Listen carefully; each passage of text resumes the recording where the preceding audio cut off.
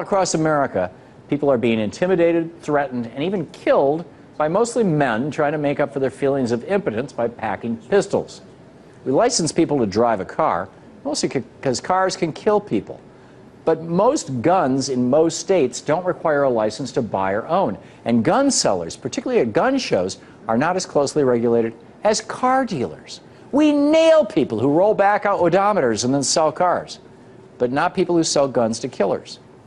And now the mayor of Tampa has asked Governor Rick Scott for permission to ban guns at the RNC convention. And Scott has said no. RNC attendees should be able to protect themselves from occupiers. But Tampa has also passed a law making it illegal for occupiers to carry weapons like 6 inches of string or squirt guns. So is the NRA going to be setting up a table at Occupy Tampa to arm the occupiers? And just consider that question for a moment. Could the NRA be setting up a table to arm the occupiers? Even the question shows how stupid, polarized, and politicized the gun issue has become in America. Isn't it time to focus on the rights of the unarmed rather than just the armed? Neal Asbury joins me from Miami. He's a conservative commentator, host of the talk show Truth for America, and author of the book Conscientious Equity. Neal, welcome back. Hey, Thom, thanks for having me. Thanks for joining us. We hear all this bluster about protecting the rights of gun owners. What about the rights of non-gun owners to feel safe?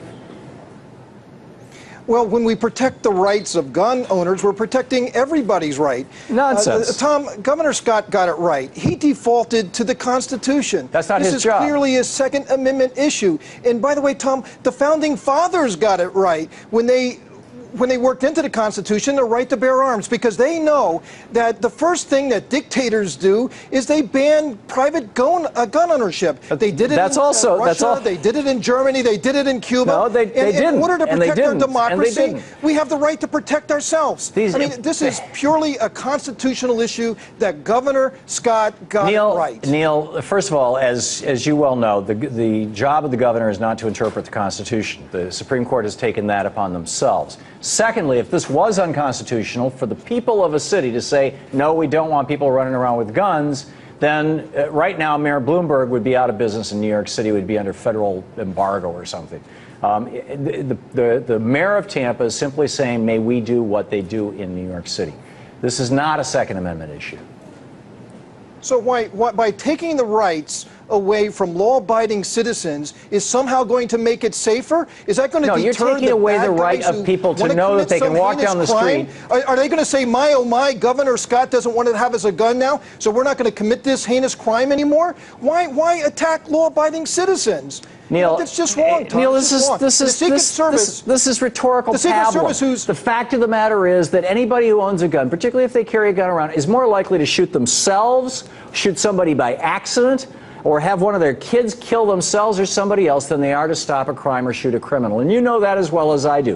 What the citizens of Tampa are asking for. No, what is going on here, Neal, is that the governor of this state is saying he doesn't believe in local control. He doesn't believe in the small R Republican notion of on which this nation was founded. And he doesn't believe in the big R Republican tradition of the smallest and most local level of government being able to make their own damn decisions. The city of Tampa, through its mayor, has said, we want not to have guns during the RNC. Well, you got politicians from all over the world, just what, 10, 12 months after Gabby Giffords was shot, and they're coming to this place, let's keep the guns away, and the governor of the state says, no, you can't have local control?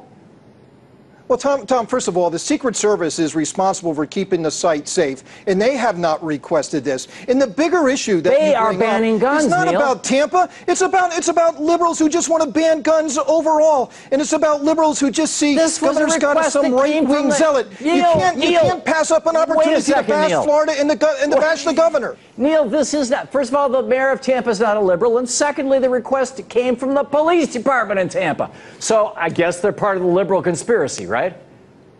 Well, it didn't come from the Secret Service, and Governor Scott is just protecting a constitutional right. That's all this is. And the law-abiding citizens are not the problem. It's the bad guys the problem. Neal, and if you outlaw guns, outlaws are going to have the guns. Neal, the Secret Service has already determined that there will be no guns inside the RNC. Inside the convention. And they're happy with that, and they're satisfied with that. Right, inside the security That's perimeter. correct. So why are you Did they request not that? Did they upset request about the city that? of Tampa to Is deny that a this violation of the constitutional Second right? Amendment? If they want to take their guns away, yes, it is. And Okay, I so don't the have a Secret dog in Service this one. I don't own a is gun. violating I don't the have a Second gun, and I don't particularly like guns. But we have to respect the Constitution, Thom.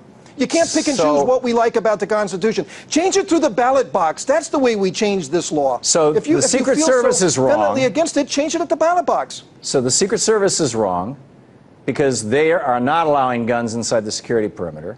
The mayor of the police department of Tampa is right, wrong because that's what they decided that was needed to be done, and that's getting done. Okay, so then the police. So when the national police, the Secret Service, they say no guns. That's a right. That's correct.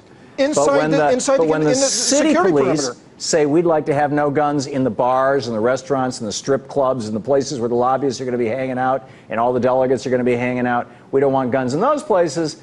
They're wrong. Am I getting that correct? Well, yeah, they are, because they're taking away a constitutional right. Just like the Secret Service pick did. And choose. This seems to be a whim. It's all hypothetical. You know, you kind of pick and choose the constitutional rights that you want to respect. That doesn't seem right to me, Thom. The right, and the absolute Secret right Service to is carry set a up gun wherever you want, anywhere, at any time is not. Which well-regulated militia is going to be carrying guns into Tampa? Well, we're not talking about a militia. Please, we're talking about average, ordinary Americans who believe in the right to bear arms. Tell me the first 10 words of the Second Amendment since the founding of our nation, Thom. There's nothing new about this. Can you recite for me the first 10 words of the Second Amendment? No, I can't. In order to maintain a well-regulated militia. But anyhow, we're out of time. Neal Asbury. To protect ourselves against dictatorships. No. Neal, great to see you. Thanks a lot for joining. Hey, Thom, thanks a lot. I always enjoy being here. It is a good mix-up. Thank you.